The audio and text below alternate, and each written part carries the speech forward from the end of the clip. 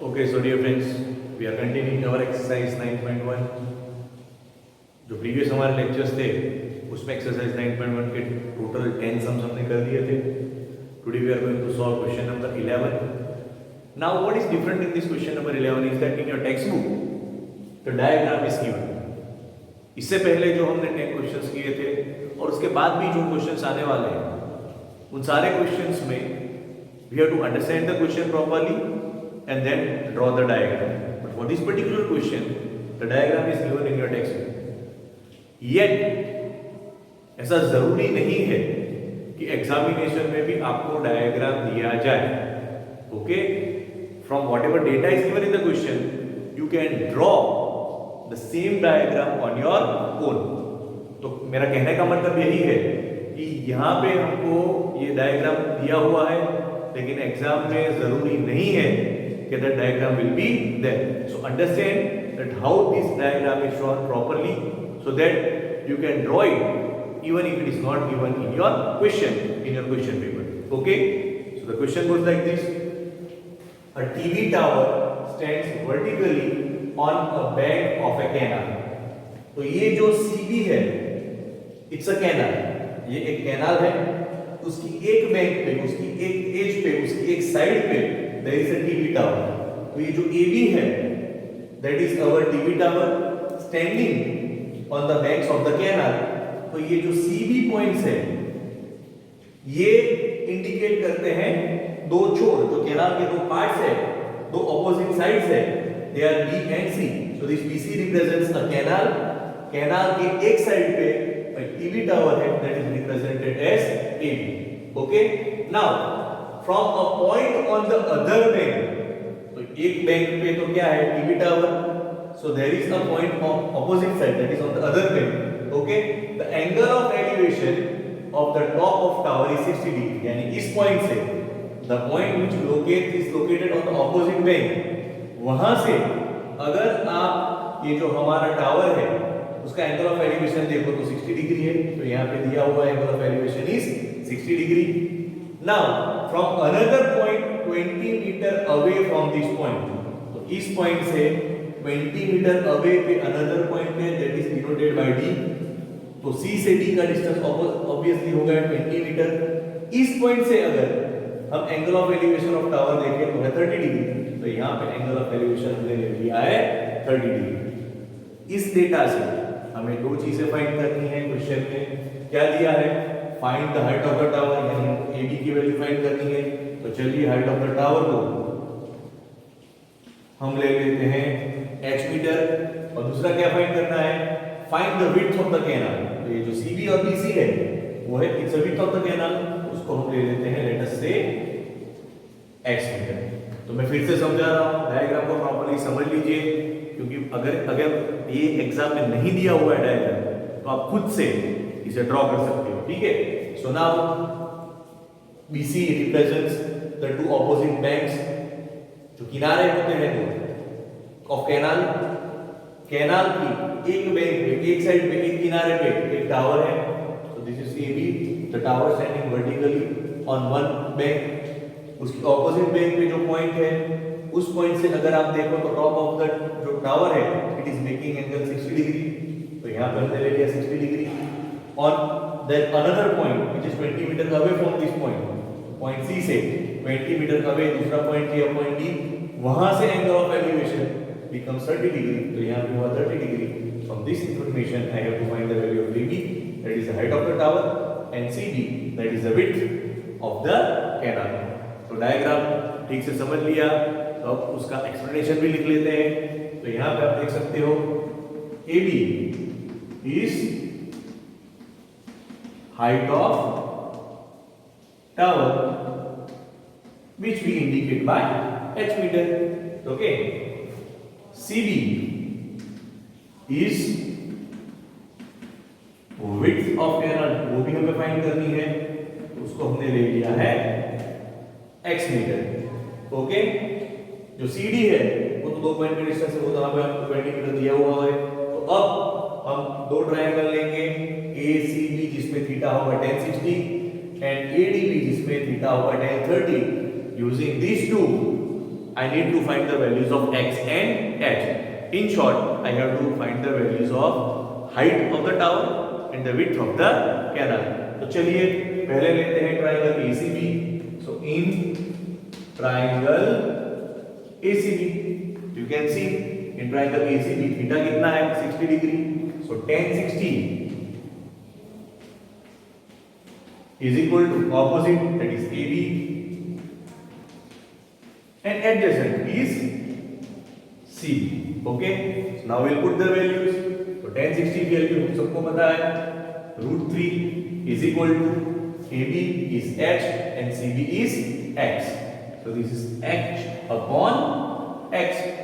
Cross multiply करेंगे तो equation मिलेगा h is equal to √3x. That is my equation number 1. Okay, now I will take another triangle. Which triangle? ADB. So now in triangle ADB, तो यहाँ पे theta 60 degree था, here theta is 30 degree. So tan 30 degree is, चलिए opposite है AB upon adjacent, as you can see, is BB. So we'll do the same thing. Again put the values. Tan 30, its value is 1 by √3 is equal to AB, that is h upon, now BB जो है it's combination of BC and CB, so that is x plus 20. तो यहाँ पे हम लिखेंगे x plus 20. Now cross multiply, so therefore we have √3h is equal to x plus 20. But here h की value है क्या है √3x. So substituting value of h from our equation number 1. तो चलिए √3 का रहा √3 into h, but h की value है √3x. So √3x is equal to x plus 20. तो जैसा कि प्रीवियस सम में हमने किया था √3 into √3 3 हो जाएगा, तो यहाँ पे होगा 3x. Okay, is equal to x plus 20. अब ये x यहाँ पे होके माइनस हो जाएगा. So therefore 2x is equal to 20. Therefore x is equal to 10. तो width of canal जो आपको फाइंड करनी थी वो मिल गई. So therefore width of canal is 10 metre. अब दूसरा क्या फाइंड करना था? Height h. लेकिन h के लिए तो इक्वेशन है h is equal to √3 into x. x की वैल्यू 10 है. So therefore h is 10√3. तो दूसरी भी आंसर स्टेटमेंट लिख देते हैं. Therefore हाइट ऑफ टावर जो आपको फाइंड करनी थी, राइट, इज 10√3 मीटर्स. तो ये हो गई हमारी width of canal, and this is the height of the tower that we require to find out.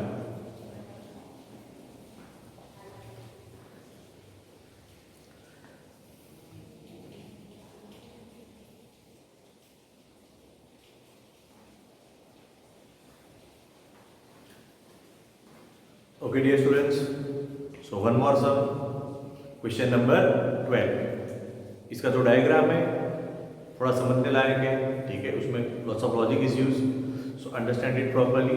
So as I am saying always, right, in this kind of sums, if you are able to draw the diagram properly, then solving of sum becomes very very easy. Okay, now from the top of a 7-meter high building, the angle of elevation of the top of cable tower is 60 degree. यानी कि यहाँ पे भी दो अलग अलग type के buildings हैं. एक है 7 मीटर हाई बिल्डिंग और दूसरा है टावर. तो चलिए ये हो गया शायद मेरा, let us say this is my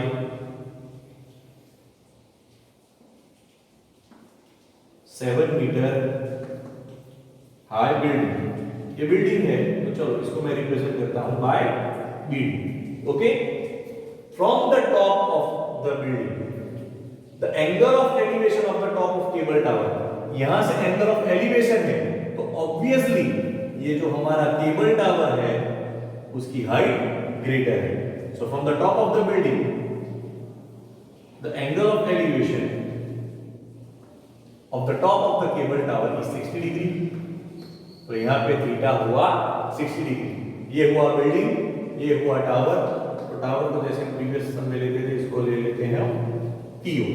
okay, ये हो गया vertical distance between the tower and the building. Okay, now once again, from the top of a 7-meter high building, from the top of a 7-meter high building, the angle of elevation of the top of the cable tower, the angle of elevation of top of the cable tower is 60 degree, and the angle of depression of its foot, तो यहां से होगा angle of depression, angle of depression always नीचे आता है, so angle of depression of its foot is 45 degree, यानी कि यहां पे ये जो हम लेते हैं ये होगा angle of depression that is 45 degree, लेकिन ये अल्टरनेट एंगल बना तो यहां पे भी एंगल आ जाएगा 45 degree. Okay, determine the height of the tower, यानी इस टावर की हमें हाइट फाइंड करनी है। ओके, तो चलिए ये 7 है तो ऑब्वियसली ये पार्ट भी क्या होगा 7 होगा, 7 मीटर होगा। ऊपर वाला पार्ट हमें नहीं पता है, चलिए इसकी वैल्यू हम सपोज ले लेते हैं x मीटर। तो जब हम x की वैल्यू फाइंड कर देंगे उसमें 7 ऐड करेंगे तो हमें मिल जाएगी हाइट ऑफ टावर। फिर से एक बात, जैसा कि मैंने आपको बताया diagram is very very important, so I am explaining the diagram once again. Now from the top of a 7-meter high building, from the top of a 7-meter high building the angle of elevation, the angle of elevation of the top of the cable tower is 60 degree. हो गया 60 degree. And from the same point, the angle of depression, तो ये जो हुआ वो हुआ हमारा angle of depression. Angle of depression जब ड्रॉ करते हैं तो हम यहाँ पे ऐसे करके पैरेलल ले लेते हैं इससे, और ये जो हुआ वो हुआ एंगल ऑफ डिप्रेशन। लेकिन ये जो Z बना यानी अल्टरनेट एंगल बना, तो अगर ये यहाँ पे थीटा 45 है तो यहाँ पे भी थीटा होगा 45, so angle of depression is 45 degree. We need to determine the height of the tower. Okay, so I hope you have understood the diagram properly. चलिए अब इसका एक्सप्लेनेशन भी लिख लेते हैं। तो BD is height of building, जो कि क्वेश्चन में ही हमको इसकी वैल्यू दी हुई है, is 7 metre. Okay, TO represents height of tower, that will be x plus 7. Okay, and DO is distance between our building and tower. तो चलिए उसको भी ले लेते हैं हम d मीटर्स। ओके, तो ये हो गया हमारा d मीटर्स। अगर आपको लेना है तो ले सकते हो, ऐसा DO को DO रखना चाहो तो भी कोई प्रॉब्लम नहीं है। आंसर है उसमें कोई फर्क नहीं पड़ेगा। तो चलिए पहले लेते हैं triangle BOD। So in triangle BOD आप देख सकते हो when I take BOD theta is 45, so in triangle BOD tan 45 is equal to, अब यहां से ऑपोजिट होगा BD और एडजेसेंट होगा DO। तो हमको पता है tan 45 की वैल्यू कितनी है, the value of tan 45 is 1, so therefore 1 is equal to value of BD is 7 और DO को हमने ले लिया है d metres, so therefore value of D is 7। ये हो गया हमारा इक्वेशन, D की वैल्यू हो गई 7। ओके, अब चलिए ये ट्राइंगल लेते हैं टी बी और इस पॉइंट को हम ले लेते हैं P। Okay, so in triangle T B P you can see that theta is 60 degree So tan 60 is equal to opposite, that is BP upon adjacent is BP। अब आप देख सकते हो कि जितनी वैल्यू डी की है उतनी ही वैल्यू बीपी की होगी। तो अगर ये डी मीटर है तो ये भी डी मीटर होगा और डी की वैल्यू है 7। अंडरस्टूड? सो नाउ tan 60 की वैल्यू है √3 is equal to PP, that is x upon ये जो BP है उसकी वैल्यू जितनी होगी डी जितनी होगी। सो इज इक्वल टू हम ये भी लिख सकते हैं कि ये BP की जो वैल्यू है that is equal to D, तो उसकी वैल्यू भी होगी डी। तो यहां पे हमने लिख दिया D. Okay, therefore x is equal to d√3, लेकिन d की तो वैल्यू 7 यहां पे हमको मिल गई है। So therefore x is 7√3। तो चलिए x की वैल्यू मिल गई। अब हमको फाइंड क्या करना था? हमको फाइंड करना था height of the tower. So now height of tower which is represented as x plus 7 is x plus 7। x की वैल्यू है 7√3 plus 7। Now as you can see that in both these terms 7 is common, हम 7 को common ले लेंगे। तो this is equal to 7, bracket में बचेगा √3 plus 1 metre, and then finally we will write the answer statement that the height of tower जो कि हमें फाइंड करनी थी is 7 into √3 plus 1 मीटर। ठीक है?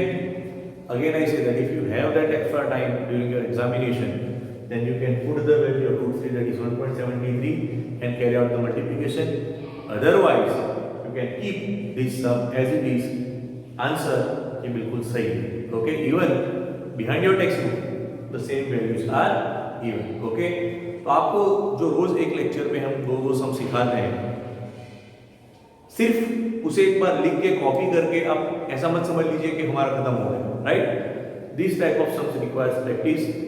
सो at least if you copy it once that's okay, but then on the same day try to solve these sums on your own by drawing the diagram on your own। So if you do this thing, okay, you can score very good marks in this particular chapter also। Thank you।